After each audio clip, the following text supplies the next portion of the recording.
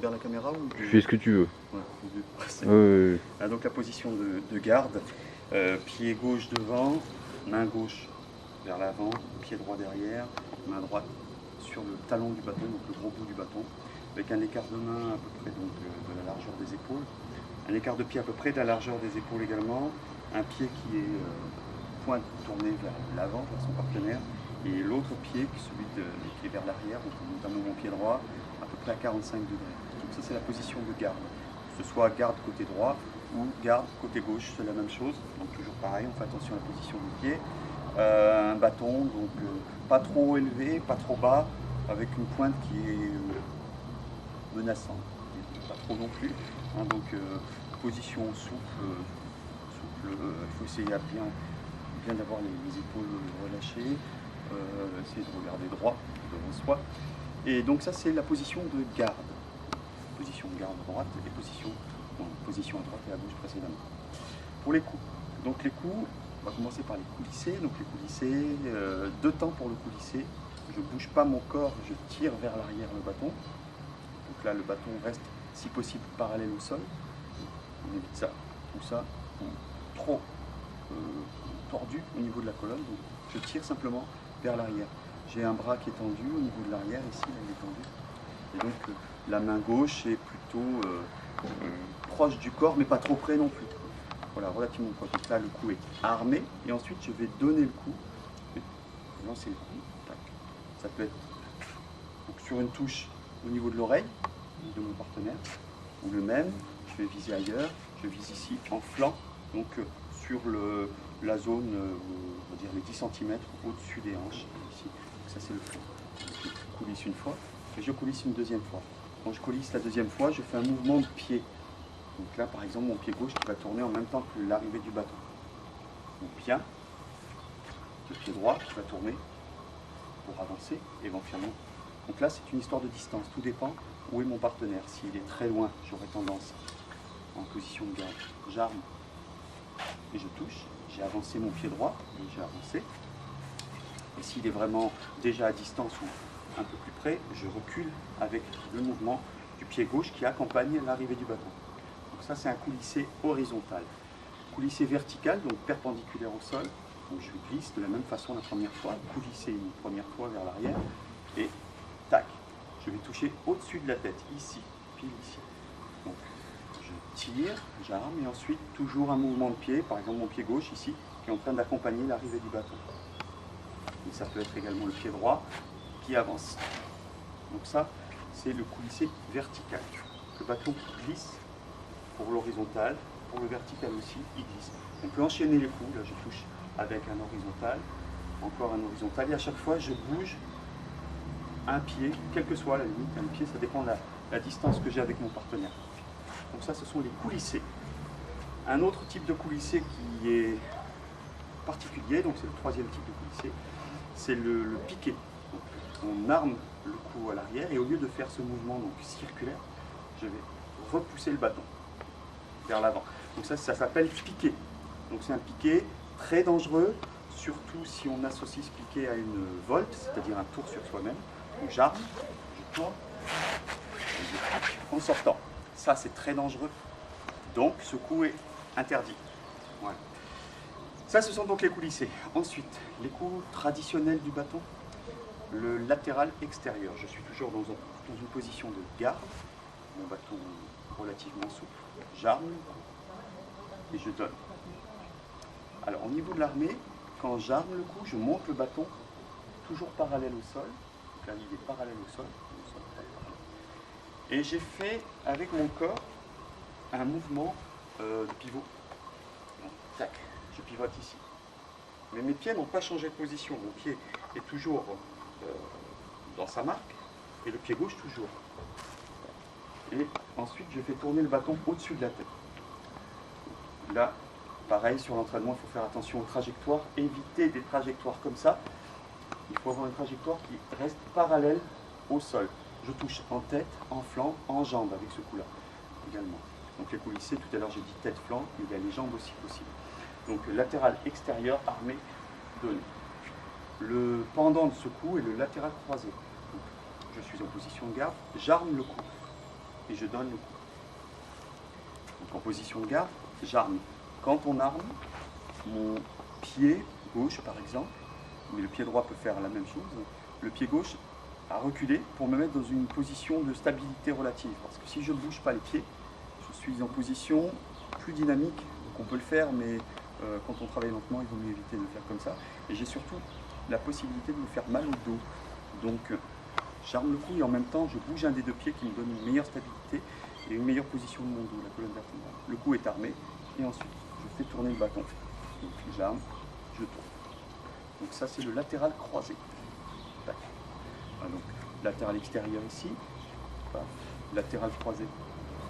Donc la difficulté est d'avoir toujours à l'armée la pointe en direction du partenaire et le bâton vraiment parallèle au sol. Ça permet d'avoir des mouvements qui sont plus esthétiques. Le coup ensuite part donc sur la zone tête, donc oreille, flanc ou jambes. Voilà, donc ça c'est le latéral croisé, donc latéral extérieur qui part vers l'extérieur, latéral croisé qui part donc avec un croisement du bras avant ici. Donc ensuite il y a d'autres coups, le brisé qui est un coup assez difficile à réaliser, donc c'est celui-ci. Brisé à droite, bien brisé à gauche. Voilà, il est plus académique celui-là. Le principe du brisé, donc, c'est d'avoir toujours à partir de la position de garde, le bâton qui va revenir vers soi et ensuite qui va tourner pour effectuer un cercle qui va être perpendiculaire au sol. Donc, j'amène le bâton vers moi et je le laisse tourner pour aller après ensuite toucher au-dessus de la tête. Ça c'est le brisé. Il y a beaucoup de difficultés sur ce coup-là, notamment ici, donc la position des mains, qui doivent tenir le bâton, mais qui doivent rester quand même assez souples. Parce que plus les mains vont être tendues et crispées, plus ça risque de créer des blocages au niveau des deux bras. Et la fin du coup est comme ça. Dans le mouvement, ça passe bien. Faire attention à ne pas avoir les épaules trop hautes ni trop basses. Trop basses, je touche par terre. Trop haute, je vais créer des tensions au niveau des muscles du dos. Donc voilà. Ce coup-là, tour. Donc la difficulté, ce qu'il faut faire pour le travail, c'est bien veiller à laisser le bâton naturellement tomber. Donc l'inertie le fera tomber. J'utilise cette inertie pour l'accompagner dans sa fin. Tac. Alors au niveau de la position du corps, je suis toujours face à mon partenaire, je pivote et je reviens face à lui. Là, il n'y a pas de déplacement des pieds. Donc ça c'est le brisé, donc un coup qui arrive au-dessus de la tête. Ensuite, il y a d'autres coups, le croisé-tête, donc c'est presque terminé. Le croisé-tête, je suis toujours en position de garde. Et cette fois, je vais pagayer pour aller toucher encore au-dessus de la tête, donc ici. Donc au niveau du mouvement, j'accompagne avec mon pied gauche par exemple. Et ensuite, je remets le pied gauche. Donc si j'accompagne, je recule, et ensuite, tac, tac, tac. Mais je peux faire la même chose en avançant le pied droit et après en remettant le pied gauche devant. Tout dépend de la distance que j'ai par rapport à mon partenaire. Donc je te rappelle qu'il faut toucher avec le dernier centimètre du bâton, ce qui permet d'être beaucoup plus précis. Donc là, c'est un croisé-tête. Tac, et tac. Donc l'enchaînement à travailler, c'est brisé, croisé-tête. Brisé, croisé tête.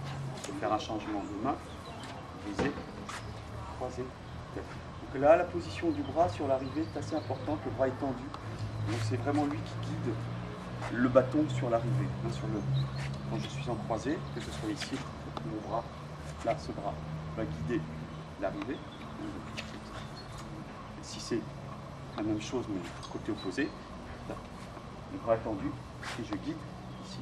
Donc il va vraiment faire ça. Et on touche toujours au-dessus de la tête. Il y a encore d'autres coups. Le croisé jambe, le croisé bas ou enlevé. Après c'est fini. Donc le croisé tête était un coup qui allait au-dessus de la tête et le croisé jambe c'est un coup qui va dans l'autre sens. Je suis aussi avec mon corps. Et après je fais soit une fente avant, soit une flexion, soit une fente arrière. Donc je vais faire une flexion parce que je ne suis pas très échauffé. Donc, bon. Là encore le bras est tendu, donc une partie tendue. Et après, je vais toucher en jambe.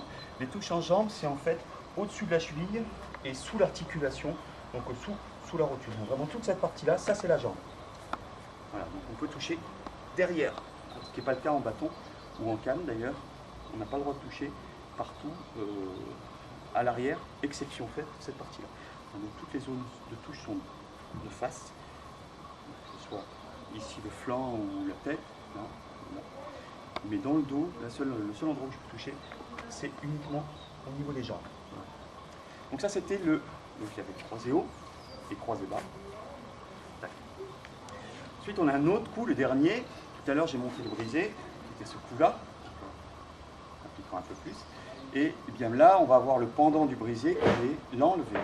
Le bâton passe et tac. Donc alors là la trajectoire est assez bizarre, hein, puisque tu vois on monte le bâton et ensuite j'écrase le cercle pour aller toucher en bas. Alors autant le brisé effectivement doit toucher en tête et ne nécessite pas forcément un travail de fente, autant là bien sûr puisque je vais en bas, je fais soit une fente, moi je fais une flexion exactement là, soit une fente avant, soit une fente arrière. Je ramène le bâton vers moi au niveau de la pointe monte. Donc là l'inertie elle n'est pas au démarrage, elle est à la fin, alors qu'au brisé, je vais laisser tomber le bâton au niveau de la gravité, il tombe naturellement. Donc là le travail est un peu différent. Je dois ramener le bâton vers l'arrière comme ça. Donc la façon de bien le faire, c'est de pousser un peu ici, comme ça. C'est un coup qui est vraiment intéressant, qui a tendance à disparaître. Voilà, donc l'enchaînement des 6 coups, je vais le faire dans l'ordre, par exemple, lisser.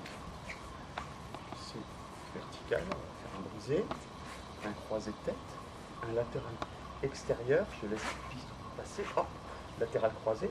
Ensuite, il me manque le croisé jambe, que je finis par un enlever ici, en jambe. Allez, on va finir par une gauche, ici. Je reviens en position de garde. Voilà. Dernière chose que je vais te montrer, le changement de main. Changement de main pour passer d'une garde droite à une garde de gauche. Donc ça, c'en est un, changement de main. Soit, on va faire quelque chose de plus compliqué, celui-ci, je récupère là. En même temps, j'ai changé ma position de pied. Ça, c'est un changement de garde. Je refais. Je mets ma main gauche sous ma main droite. Donc là, j'ai fait un mouvement du corps. Et je me positionne comme ça. Je remets ma main droite en bas. Donc, et le dernier changement de main, un peu plus compliqué, au lieu de récupérer le bâton ici, je vais le récupérer un peu plus tard, ici. Donc là, je le récupère avec ma main droite. Je ferme. Et je passe du côté gauche. Donc, au lieu de récupérer en bas comme tout à l'heure, je vais attendre. Que le bâton continue de tourner. Et je récupère ici. Donc là, j'essaie effectivement d'avoir une position de main en forme de papillon. Là, que je récupère. Donc, vitesse normale, ça fait ça. Donc là, il faut à chaque fois changer. J'ai mon pied qui bouge à chaque fois. Parce que je change de position au niveau de la garde. Donc là, si je récupère, tac. Voilà. Bon, je crois que c'est déjà pas mal. Ah si, une petite chose. Les parades. Donc quand en face, on a quelqu'un qui donne un coup, un brisé par exemple, je vais me protéger en faisant une protection avec mon bâton. Donc les parades, attention, plusieurs parades possibles au-dessus de la tête, sur le côté, l'autre côté, parade en jambe, ou une autre un peu plus compliquée, c'est celle-ci, c'est-à-dire que je laisse glisser le bâton et je vais toucher le talon du bâton à quelques centimètres du pied, ou celle-ci. Attention à ne pas se mettre le bâton sur le pied. Après, il y a des parades un peu plus compliquées, une parade croisée ici, celle-ci, on peut faire des parades inversées comme ça, d'un côté, de l'autre. Bon, après, c'est au choix. Voilà. Donc, protection, parade. Tac, tac. J'arme et je donne un coup. Voilà. Hop, et j'attends de voir ce qui va se passer. Voilà.